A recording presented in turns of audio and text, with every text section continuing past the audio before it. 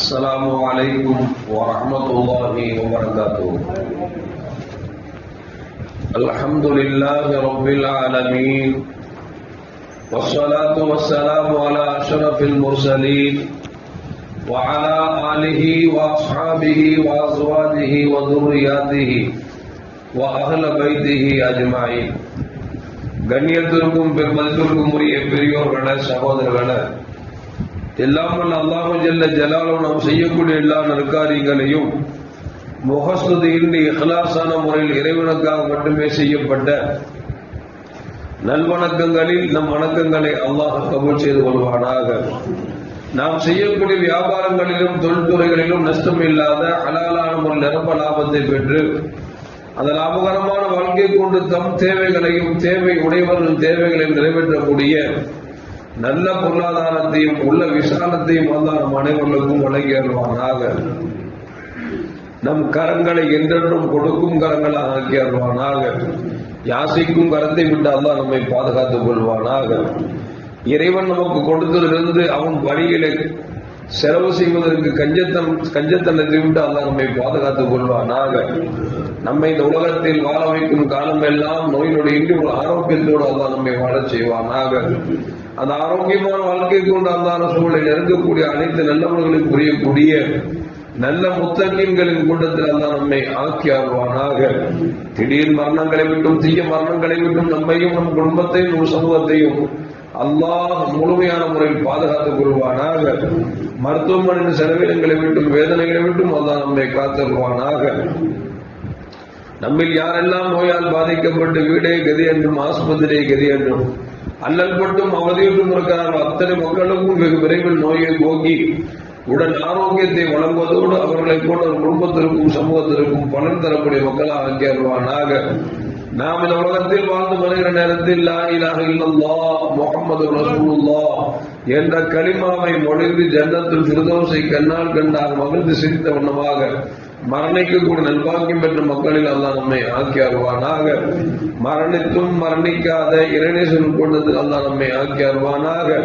நாளை மறுமையில கண்மணி முஹம்மது ரசூலுல்லாஹி ஸல்லல்லாஹு அலைஹி வஸல்லம் அவர்களின் திரு கரங்களால் ஹவுதுல் கௌசர் என்கிற தடாகத்தில் நீர் வருகி அன்னாரின் ஷஃபாஅத்தை பெற்று அன்னாரின் கரம் பிடித்து ஜன்னத்துல் ஃபிர்தௌஸ் என்ற உயர்ந்த சொர்க்கத்தில் அவர்களோடு அல்லாஹ் நம்மை சங்கமிக்க செய்வானாக. எல்லாவற்றுக்கும் மேலாக இறை அன்பை பெற்று இறைவனை பார்த்து பரவசம் அடையக்கூடிய அவருடைய லிக்காவையும் அருளாவையும் பெற்ற மக்களில் அல்லாஹ் நம்மை ஆக்கி அருள்வானாக. அருமையான மூமின்களே, கண்மணி முஹம்மது ரசூலுல்லாஹி ஸல்லல்லாஹு அலைஹி வஸல்லம் சொன்ன செய்தியை சையதுனா அபூ ஹுரைரா ரலியல்லாஹு தஆலா அவர்கள் அறிவிக்கிறார்கள். ஒரு கட்டத்தில் கண்மணி முஹம்மது ரசூலுல்லாஹி ஸல்லல்லாஹு அலைஹி வஸல்லம் கேட்டார்கள், மனில் முஃப்லிஸ், முஃப்லிஸ் என்றால் யார் என்று தெரியுமா என்று கேட்டார்கள். சஹாபாக்களின் பழக்கம் தெரிந்தால் கூட தன்னை தெரியாதவனாக கண்மணி முஹம்மது ரசூலுல்லாஹி ஸல்லல்லாஹு அலைஹி வஸல்லம் என்று சொல்லிடுவாங்க.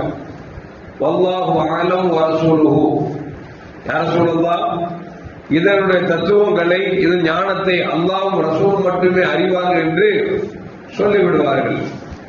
அதுபோல இங்க பெருமானார் கேட்கிறாங்க, முஃப்லிஸ்னா யாருன்னு தெரியுமான்னு கேட்கிறாங்க.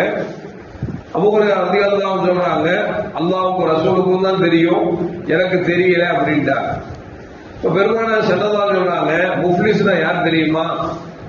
நாளை மறுமையில ஒரு மனிதர் வருவார், நிறைய தொழுதிருப்பார், நன்மையை கொண்டு வருவார், நிறைய நோன்பு பிடித்திருப்பார், அந்த நன்மைகளை கொண்டு வருவார், ஜக்காத்து கொடுத்திருப்பார், நன்மைகளை கொண்டு வருவார், எல்லா அமல்களையும் செய்து நன்மையை மழை போன்று கொண்டு வருவார். மறுமையில அல்லாஹ் ஜல்ல ஜலாலுஹு அந்த நன்மை எல்லாம் பார்த்துட்டு மக்கள்கிட்ட ஒரு பிரகடனம் பண்ணுவான், யாருக்காவது இவர் தீங்கிழைச்சிருக்கிறாரா அப்படின்னு கேட்பான்.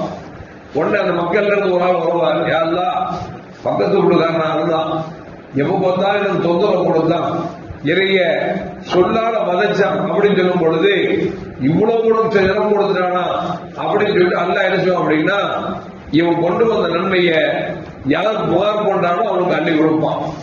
இன்னொரு ஆள் வருவார், வியாபாரத்துல நான் வந்து பார்ட்னரா வச்சிருந்தேன், ரொம்ப மோசம் பண்ணிட்டான், என் நஷ்டத்தை ஏற்படுத்திட்டான், ஆனா அவன் நல்லா இருந்தான், அப்படின்னு அவன் சொல்லுவான். அப்படியாப்பா இந்த உனக்கு நன்மை வச்சுக்க அப்படிப்பா. இப்படி எல்லோரும் வருவார்கள். அவரவர் குறை சொல்ல இந்த நிறைய நன்மை மழை போல் கொள்வதார அவர் நன்மை அள்ளி அள்ளி அள்ளி கொண்டு பங்கு வச்சிருவான். இப்போ ஒரு ஆள் வருவார், யாரெல்லாம் என்ன நன்மை அள்ளி உள்ள கொடுத்துட்ட, எனக்கு எவ்வளவு துரோகம் பண்ணிருக்கிறான் அப்படின்னு அவன் வருவான். அல்ல பாப்போம், அள்ளி கொடுக்கறதுக்கு ஒண்ணுமே இல்லையே, என்ன செய்யுது, சரி நீயே உள்ள பாவம் செஞ்ச அதை கொண்டா அப்படின்னு பாவத்தினுடைய இதை கொண்டு வைப்பான். இப்படி பல பேர் வருவான். வந்து அவன் குறை சொல்லும் பொழுது அவர்கள் பாவ சுமையை தூக்கி நன்மை நிறைய கொண்டு வந்தாரு. இப்ப ஒண்ணுமே இல்லாம உட்கார்ந்துருக்காரு, அவருக்கு பாவத்துக்குள்ள அள்ளி வைப்பான். எந்த அளவுக்குன்னா எவ்வளவு மலை அளவுக்கு நன்மை கொண்டு வந்தாரோ அந்த நன்மை எல்லாம் காலியாக்கப்பட்டுட்டு இப்போ அவருக்கு பாவச்சுமைகள் அதிகமாக காணப்படும்.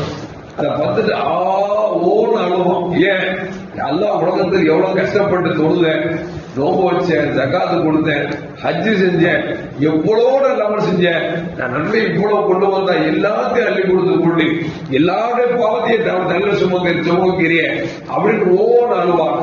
சல்லல்லாஹு சொல்றாங்க, இவன் தான் முஃப்லிஸ் அப்படின்னா, இவன் தான் முஃப்லிஸ். நம்ம விளங்கணும்னு வச்சுங்களேன், ஒண்ணு இல்ல, ஒரு வியாபாரத்துல 10 கோடி ரூபாய் கிடைச்சிச்சு, ஒரே நாள்ல ஒரு 10 கோடி ரூபாய் வியாபாரம் கிடைச்சிச்சு.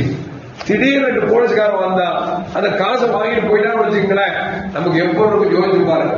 கையில கிடைச்சது சொல்லுவோம்ல, கைக்கு கிடைச்சது வாய்க்கு கிடைக்கல சொல்லுவாங்க, கையை கட்டியது வாய்க்கு கேட்டல அப்படின்பா. அந்த மாதிரி இந்த உலகத்திலேயாவது நம்மளோட சொத்து இருக்கலாம் இழந்துட்டோம்னு வச்சுங்களேன், யாராவது ஒரு மக்கள் ரொம்ப பசியா சோறு கேட்டா சோறு கொடுத்துருவாங்க, தண்ணி கேட்டா தண்ணி கொடுத்துருவாங்க, அட்லீஸ்ட் செலவுக்கு காசு கேட்டா கூட கொடுத்துருவாங்க. ஆனா மறுமையில யாரும் யாருக்கும் உதவி செய்ய முடியாது, யாரும் யாருக்கு இறக்கப்பட முடியாது. அப்படிப்பட்ட ஒரு நிலையில கொண்டு வந்த நன்மையெல்லாம் இழந்துட்டு பாவச்சுமை சுமக்கிறான்னா இவன் தான் முஃப்லிஸ் என்றார்கள் பெருமானார் ஸல்லல்லாஹு அலைஹி வஸல்லம். இதுல இருந்து என்ன விளக்குதுன்னா, நம்ம தொழுகிறது பெருசு இல்லைங்க, நோக்குறது பெருசு இல்ல, ஜக்காத்து கொடுக்கிறது பெருசு இல்ல, பிற மக்களுக்கு நம்ம அநியாயம் செய்யாம இருக்கணும், பிற மக்களுடைய வாயில விழாம இருக்கணும், பிறருடைய மனசு நொம்பலப்படுத்தாம இருக்கணும். அப்படி இருந்தா தான் நாம தொழுகிற தொழுகையா இருந்தாலும் சரி, பிடிக்கக்கூடிய நோன்பாக இருந்தாலும் சரி, கொடுக்கும் ஜக்காத்தாக இருந்தாலும், செயல்படுத்தும் ஹஜ்ஜாக இருந்தாலும் அது நாளை மறுமையில பயன்படுமே தவிர நாம வணக்கம் செஞ்சுட்டே இருக்கிறோம், பக்கத்து வீட்டுக்காருக்கு தொந்தரவு கொடுக்கிறோம், அல்ல சமூகத்துக்கு அநீதி இழைக்கிறோம் அப்படின்னா இந்த தொழுகையும் நோன்பும் ஜக்காத்தும் ஹஜ்ஜும் நாளைக்கு இன்னொரு ஆண்டு வாரி வழங்கப்பட்டிருப்பேன். அப்ப அந்த நேரத்தில் நம்ம என்ன செய்ய முடியும்? அதனால இறைவனுக்கு செய்ய வேண்டிய ஹக்கை நாம் செய்ய வேண்டும், அதே நேரத்தில் நம் மனைவிக்கு செய்ய வேண்டிய ஹக்கையும் செய்ய வேண்டும், நம் சொந்தத்துக்கு செய்ய வேண்டிய ஹக்கையும் செய்ய வேண்டும். அதே நேரத்தில் மற்ற மூமின்களுக்கு எப்படி நடந்து கொள்ள வேண்டும் என்று கண்மணி முஹம்மது ரசூலுல்லாஹி ஸல்லல்லாஹு அலைஹி வஸல்லம் நமக்கு வாழ்ந்து காமித்தார்களோ, கற்றுக் கொடுத்தார்களோ, அப்படி வாழ்ந்தோம் என்றால் நாம் பிடித்து நோன்பாக இருந்தாலும் தொழுகையாக இருந்தாலும் அதனாலே மறுமையிலே பயன்பெறும் தவிர இலையிட்டு சொன்னால் ஒன்றும் இல்லாமல் ஆகிவிடும் என்பதை நாம் மனதில் வைத்துக் கொள்ள வேண்டும்.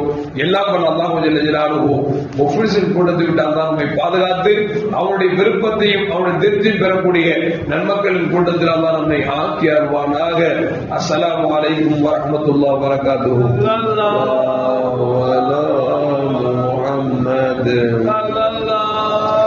عليه وسلم صلى الله على محمد صلى الله عليه وسلم صلى الله على محمد يا رب صل عليه وسلم.